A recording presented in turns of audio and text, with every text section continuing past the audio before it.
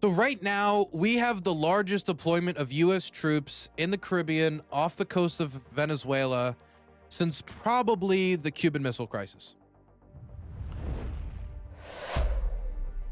This buildup has been, it's slow enough that there wasn't one big deployment on one day, but fast enough that it kind of snuck up on us. They have well over 10,000 troops in the region, a bunch of aircraft carriers, bunch of aircraft stationed at air bases that have started to go a little downtrodden, actually, because we're just not using them that much. And now the area is swarming with U.S. personnel, Marines, infantrymen, pilots, and of course, sailors. And this military force has been used to strike now 10 boats, 10 suspected, accused drug trafficking boats. Now, are these all drug trafficking boats? We do not know. I think that there are drug trafficking boats that the government has bombed where you can see pictures and you can see these barrels lined up and it looks like drug trafficking. And when you look at the area where they're doing these bombing operations, it is the areas by which drugs from South America are taken to the northwestern coastline of Venezuela and then driven up towards other areas in the Caribbean. And so the routes where they are bombing would coincide with the drug routes that Venezuela is used to facilitate. But considering that not a single one of these ships have been seized, no evidence has been collected, and there have been claims of fishermen being blown away, catching these people, showing their faces, showing the drugs, showing that to the world before you blow up 10 ships might be of some usefulness when trying to justify your anti-drug operation, when many people suspect that the real purpose of this operation is to put more and more pressure on the Maduro regime, either to see its complete collapse or to get major concessions. i.e., this is an operation meant to either remove Maduro, meaning we're going to do bombings on police stations, bombings on government buildings, bombings on maybe army barracks and wherever we think the leadership and command structure is, and hope that in that moment, as we support the opposition leader, who, good chance that they won the election in Venezuela, but with the way that elections in Venezuela are run, got a few problems here or there. Then there would be some sort of coup, some sort of overthrow, and then that person could assume power. Or, which I think is also a possible scenario, we have the troops in the region, and then we call up different generals and we say, hey, if you make a coup here, maybe, and you put this woman in power, I think you're going to have a long, successful career in Venezuelan politics. I think you're going to have the direct backing of the U.S. State Department and the Central Intelligence Agency.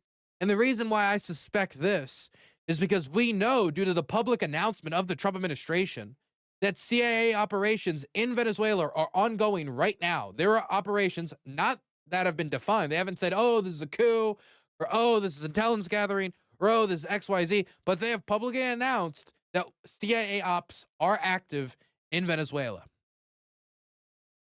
USA Marines are in Panama right now training for jungle warfare. CIA operators are in Venezuela operating, and we have the most troops off the coast of Venezuela since the Cuban Missile Crisis in the Caribbean. That's a lot. And that feels like that should be a pretty gigantic headline. 10 strikes on boats without evidence collected. No ability to grab these people. And hey, you could say, oh, they're drug dealers. They're bringing in drugs in the United States. All more the reason to detain the people and prove it. And to prove to those liberals, to prove to those international human rights critics or somebody who, cares about international law or the crime of aggression or, the boundaries of state authority, all those nerds. Why can't we do that? I think it would be Pretty easy to do. But instead, we have chosen to blow up the boats. Chosen to blow up the boats, park our armed forces right off the coastline. Thank you, Alec Gunter, for the raid. I appreciate it. I do appreciate it, but I hope you're doing well.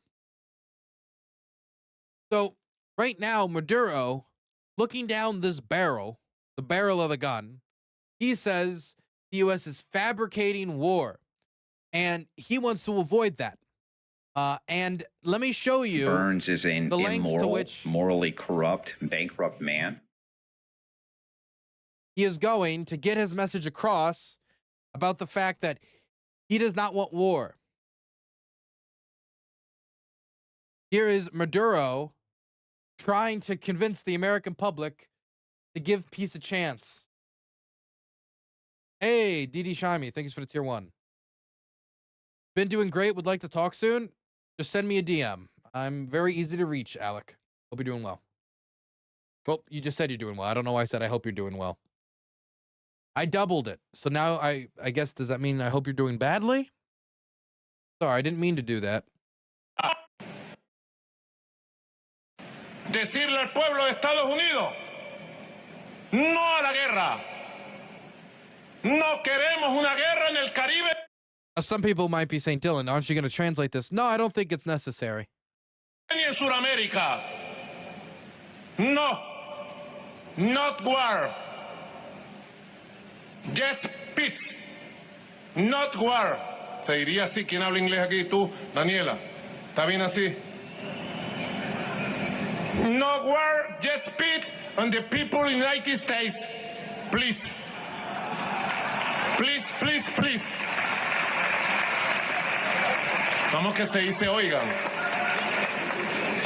Listen to me. Not war, just peace, the people United States. De parte de the People Bolivarian Republic.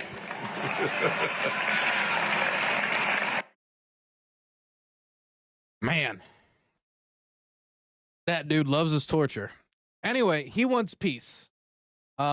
Which makes sense because if the United States did engage in a bombing campaign across Venezuela, where we really deployed our armed forces against them, there's not much they could do. Now, a ground force invasion is a different discussion altogether. But Trump has shown himself to be quite a fan of drive-by bombing, whether we're talking about the Iranian nuclear program or any other number of instances where he decided to yeet explosives towards America's geopolitical opponents. That, in Venezuela, targeting their air defense systems, could probably take out the majority of Venezuela's air defense systems within a 24-hour time period. And after taking out the majority of their air defense systems within 24 hours, that could open up the country to any other number of bombing campaigns after that. And there's not really much Venezuela could do outside of some chance that they could go and scramble to get more air defense systems. But where are they going to get them? From the Russians? They seem a little busy right now. So Venezuela is in an extremely difficult position, but Trump also put himself in an extremely difficult position. Mind you, this was Donald Trump's campaign message, just 1 year ago. A year ago today, this is the type of stuff they were throwing out. Kamala will send your sons to war. That's Stephen Miller, one of Trump's lackeys, who came out of his cocoon to put this message on the internet. Kamala will send your sons to war. Now, this was in reference to Ukraine and the idea that Donald Trump is going to end the war in 24 hours.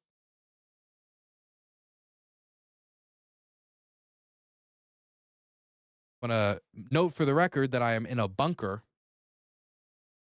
And bunkers are not that necessary during peacetime. But not only that Kamala would not achieve this peace in quick succession because Donald Trump is close personal friends with Vladimir Putin. And that is his argument. He's publicly disclosed that he thought because he was friends with him, he really did. He was like, we had such close talks. I don't understand. It's childlike to think that the KGB agent, it's like thinking the stripper likes you, man. It's like thinking, oh man, wow. I really think I really think Destiny and Stardust, both great stripper names, also streamer names. They really like me. I gave them a few $100s, and they're being so nice to tell me how handsome I am. When you're talking to a KGB agent whose main goal is to delay American action against you, listening to them and taking them at face value is like thinking that the stripper or that the prostitute likes you. No, they like what you represent. In the instance of the prostitute, money. In the instance of Donald Trump, delay of American action and possible more conquests for the apple of his eye, Ukraine, as Trump put it. So Kamala was the one that was going to continue the war. War is now 10 months in the Trump's presidency, so great there.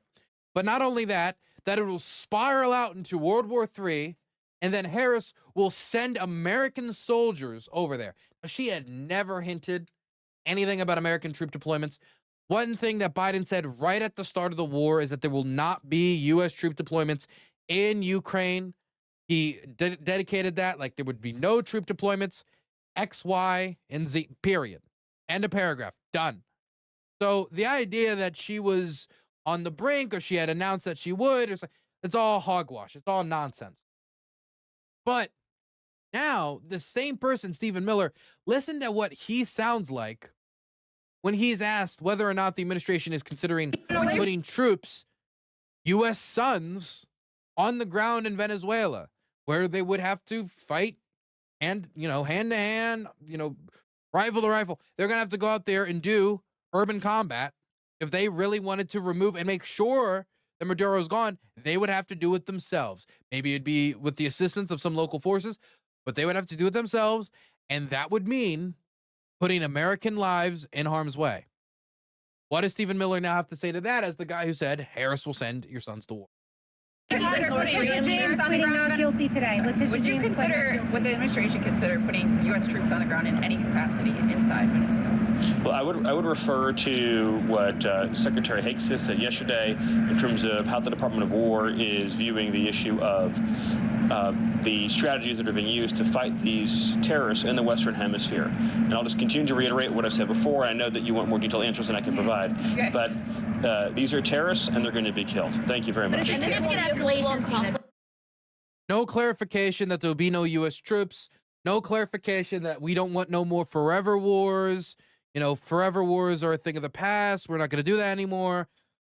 Venezuela, that doesn't seem to be the case. They seem to be openly floating the idea of military intervention, and they're putting their resources in the region to allow them that option on the table if they mean to take it. But the thing is, as Trump does this, and we hear that they're going to target cocaine facilities in Venezuela, they're considering it. They're considering targeting cocaine facilities.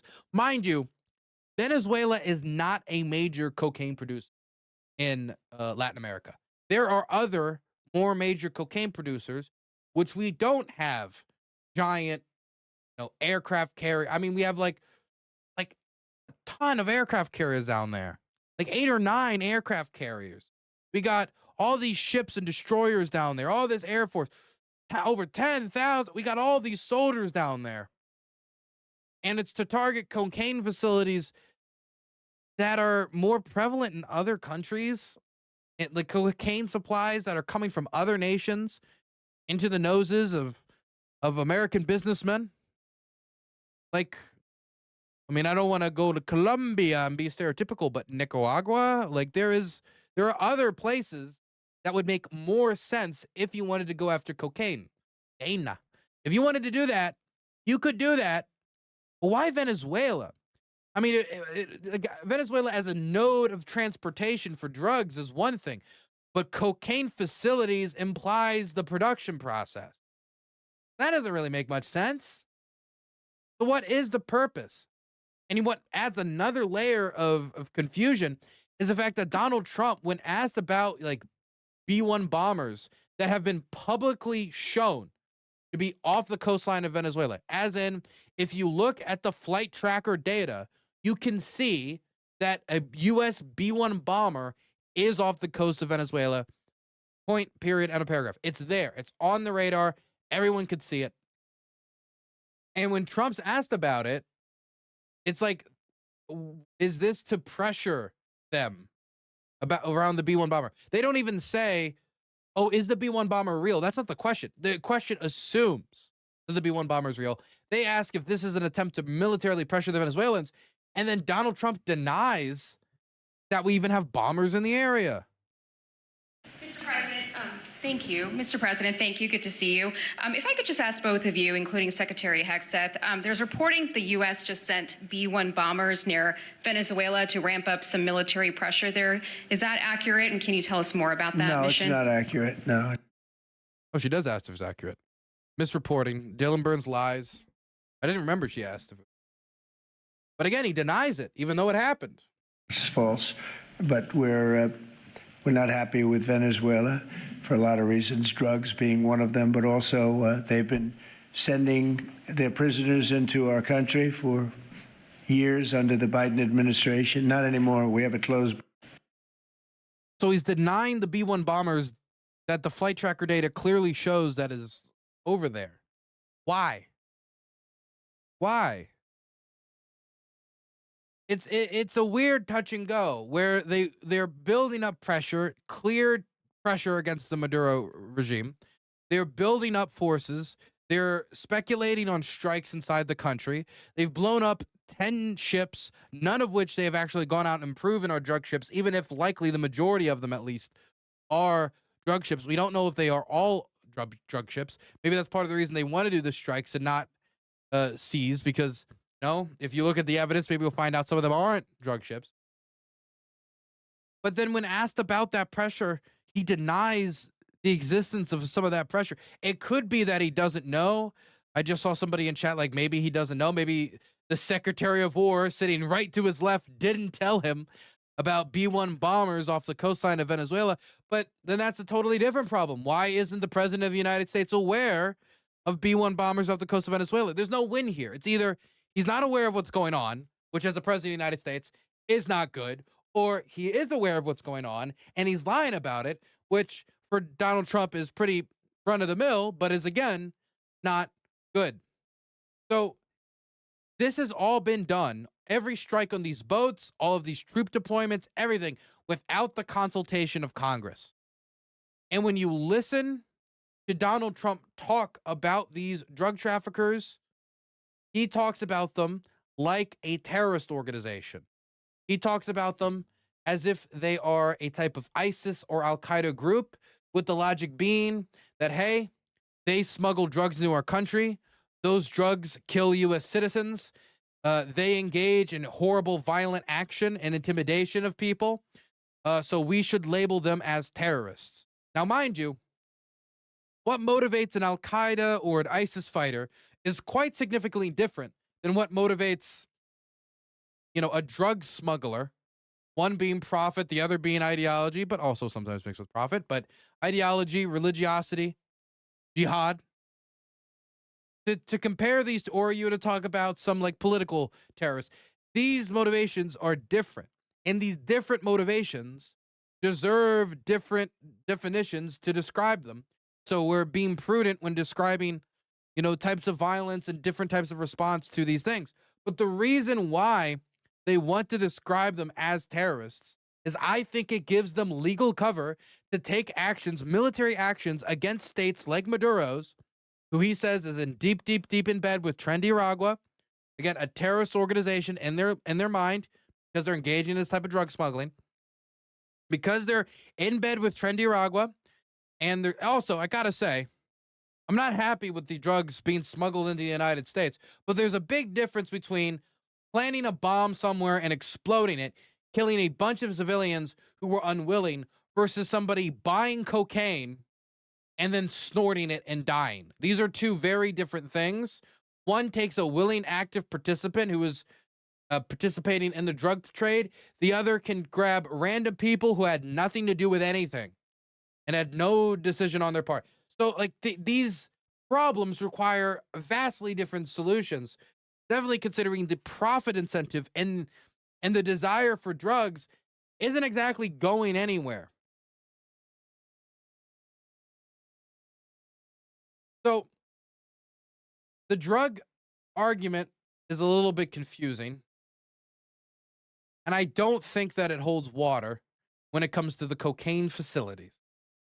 I think that the imagery of blowing up boats that they say are full with drugs is going to play hard on the idea that Trump is a tough on crime guy who is going to use every tool at his disposal to fight the cartels and to fight drug smuggling. And I think that image is something that is beneficial to Trump and is one reason why he has chosen to pursue this. But that I don't think is the only reason. I think that ultimately this attempt to label them terrorists gives him the legal avenue to use the same authorization for the use of military force that we use to go to war with Al Qaeda and to go to war with terrorists across the Middle East, to be able to extend that authorization for use of military force against terrorism into Venezuela. Now, the idea that the same authorization to go after the 9/11 terrorist attacks is going to be the same legal authorization used to go after drug smugglers completely unrelated is ridiculous and preposterous and horrid on its face. It completely skips congressional oversight. It completely skips a national conversation about whether or not our troops should be put in harm's way. Hell, even a bombing run in Venezuela, which I think is the military attack on Venezuela that would come with the least risk, still has the potentiality of a plane getting intercepted, something going wrong, especially if your top officials who have knowledge of this before it happens is butt texting journalists into group chats so they know that the operations are happening beforehand. They can see it.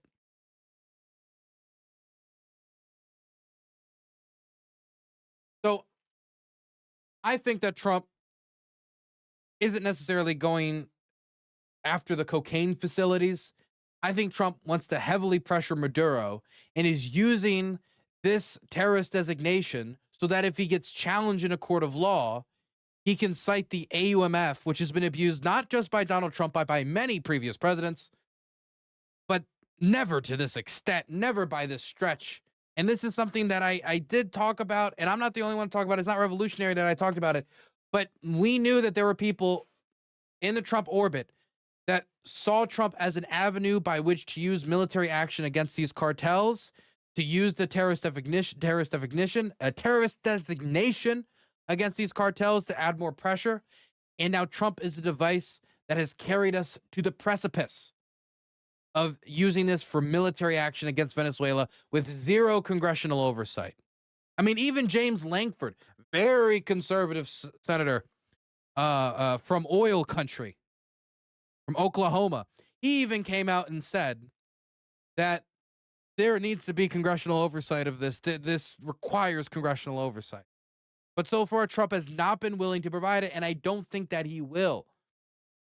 I think he wants the maneuverability to strike any country at any time at his leisure. And while he hasn't gotten there yet, if he can stretch the AUMF, he can certainly do it in the Maduro case.